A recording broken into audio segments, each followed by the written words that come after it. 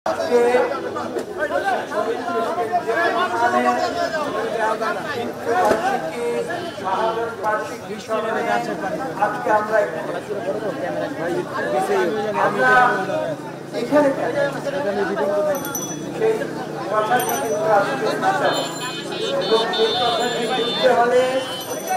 যেটা জানতে হবে সেটা হচ্ছে শহীদ প্রেসিডেন্ট জিয়া রহমানের শিক্ষা, সেই শিক্ষা কি ছিল সেটা অনুধাবন করতে হবে।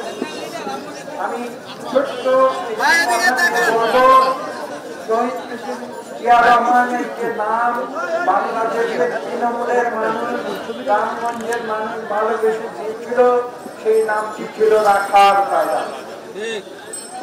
সেই রাখার রাজা শহীদ প্রেসিডেন্ট জিয়া রহমান কিন্তু বাংলাদেশের কোনো মানুষের সঙ্গে তিনি কিন্তু বঙ্গভবনের রাজনীতি করেন না। তিনি কি কাদের রাজনীতি করেছেন, কোন রাজনীতি করেছেন?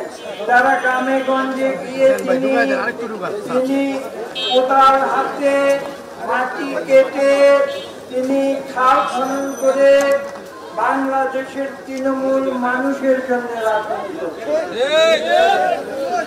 এবং আজকে সেই কারণে আমরা রাজপথে দাঁড়িয়ে শহীদ প্রেসিডেন্ট জিয়া রহমানের সেই রাজনীতির অনুসরণ করি। বুঝতে হবে বিএনপি এমন একটি রাজনৈতিক দল। কৈলাসের আওয়ামী লীগ কি বলেছিল? বিএনপি নাকি জন্ম হয়েছে ক্যান্টনমেন্টে। আমার কাছ থেকে শুনুন, বিএনপির জন্ম কি ক্যান্টনমেন্টে হয়েছিল?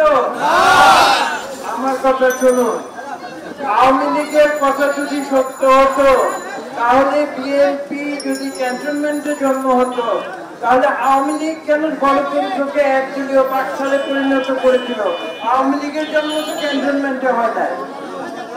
তাহলে তারা গণতন্ত্রকে হত্যা করে 11 মিনিটের ব্যবধানে জাতীয় সংসদের ভিতরে কেন একদলীয় পাঠশালা সৃষ্টি করেছিল? কাজে এইসব মিথ্যা যুক্তি তর্ক কথা এগুলো আওয়ামী লীগ বলে, এগুলা বুঝতে হবে। আজকেও অনেকে বিএনপি সম্বন্ধে মিথ্যা কথা বলছে, আমি সে কথা একটু করে যাচ্ছি। আর জিয়া রহমান কি করেছিলেন? তিনি একদলীয় পাঠশাল থেকে তিনি বাংলাদেশের সৈনিক হয়েও, নিজে একজন সৈনিক হয়েও বাংলাদেশের 28 কোটি কোটি মানুষের জন্য তিনি একদলীয় পাঠশাল থেকে বহুদলীয় গণতন্ত্র পুনঃপ্রবর্তন করেছিলেন। কারণ জিয়া রহমানকে বুঝতে হলে এই কঠিন সত্যগুলো বুঝতে হবে। জিয়া রহমানের রাজনীতিকে বুঝতে গেলে তার যে রাজনীতির আদর্শ সেটাকে বুঝতে হবে। তার রাজনীতি ছিল গণমানুষের রাজনীতি, আমি আগে যেটা বলেছি। কাজেই আজকে আমরা রাজপথে আজকে এই কর্মসূচি করছি, কেন করছি, এর জন্য অন্তর্নিহিত সত্য সেই কথাগুলো কিন্তু আজকে নতুন করে বলতে হবে। যদি সেটা আমরা না করি তাহলে আমরা শহীদ প্রেসিডেন্ট জিয়া রহমানের প্রতি সঠিক বিচার করব। আপনারা জানেন জিয়া রহমান ক্ষমতার জন্য রাজনীতি করেন। দেশ নেত্রী বেগম খালেদা জিয়া ক্ষমতার জন্য রাজনীতি করেন না। তিনি, আপনারা জানেন, 1996 সালে আমাদের প্রধানমন্ত্রীর সামনে রাজপথে মিটিং করে তিনি সেদিন প্রধানমন্ত্রী ছিলেন। তিনি সেই প্রধানমন্ত্রীর পদ খেলা করে তিনি রাজপথে ছুড়ে ফেলে দিয়ে বলছিলাম যে আমার প্রধানমন্ত্রীর পদ দরকার নেই, জনগণের ইচ্ছা আমার কাছে বড়। জনগণ যদি কেয়ারটেকার সরকার চায় আমি কেয়ারটেকার সরকার, এবং তিনি দিয়েছিলেন কেয়ারটেকার সরকার। এবং মজার কথা হলো যে আওয়ামী লীগ দাবি করে তারা নাকি কেয়ারটেকার সরকারের আন্দোলন করেছিল, তারা পরে সংসদে গিয়ে সেই কেয়ারটেকার সরকারকে আমাদের সংবিধান থেকে মুছে দিয়ে। কাজে এই কঠিন সত্য কথাগুলো বাংলাদেশের মানুষকে বারবার স্মরণ করিয়ে দিতে হবে।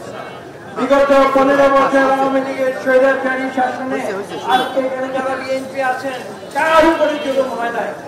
আমার উপর থেকে শুরু করে কার উপরে জুলুম হয় নাই? খালেদা জিয়া থেকে শুরু করে কার উপরে জুলুম হয় নাই? আমাদের ভারপ্রাপ্ত চেয়ারম্যান জনাব তারেক রহমান থেকে শুরু করে কার উপরে জুলুম করে আজকে বড় বড় কথা বলতে আসছে। আরে বিএনপি নাকি নির্বাচন চাই নাকি যাবে বিএনপি নির্বাচন চাই। আমি সব সময় সুষ্ঠু নিরপেক্ষ নির্বাচন চাই, এখনো চাই, ভবিষ্যতে চাই। শহীদ প্রেসিডেন্ট জিয়া রহমান সুষ্ঠু নিরপেক্ষ নির্বাচন করে জনগণের ভোট নিয়ে প্রেসিডেন্ট হয়েছিলেন। তিনি মানুষকে ধোঁকা দিয়ে প্রেসিডেন্ট হন নাই। আজকে যে সরকার তারা বিভিন্ন কথা বলতে শুনছে, আমি তাদের সমালোচনা করতে চাই। আমি একটি কথা শুধু তাদের স্মরণ করিয়ে দিতে চাই, আপনারা নির্বাচনকে তো ভয় পাচ্ছেন। কেন ভয় পাচ্ছেন আপনারা নির্বাচনকে? আপনারা জানেন যে জনগণ আপনাদের পছন্দ করে না। সুষ্ঠু নিরপেক্ষ নির্বাচন হলে আপনারা থাকতে পারবেন, সেই ভয় পাচ্ছেন। এটা খোলাখুলি বলেন না কেন? বিএনপি বাংলাদেশের মানুষের উপরে আস্থা রাখে। বিএনপির সৃষ্টি থেকে জনমানুষের ইচ্ছার প্রতিধ্বনি করেছে বিএনপি। আজকেও আমরা জনগণের সঙ্গে আছি।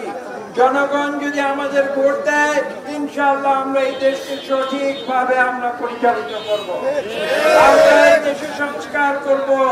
দেখি আমাদের চেয়ে বেশি সংস্কার কে করতে পারে। আজকে যারা সংস্কারের ক্রিয়া হচ্ছে, তারা বাংলাদেশের সংস্কারের বুঝে কি? আমি সেই প্রশ্ন করতে চাই।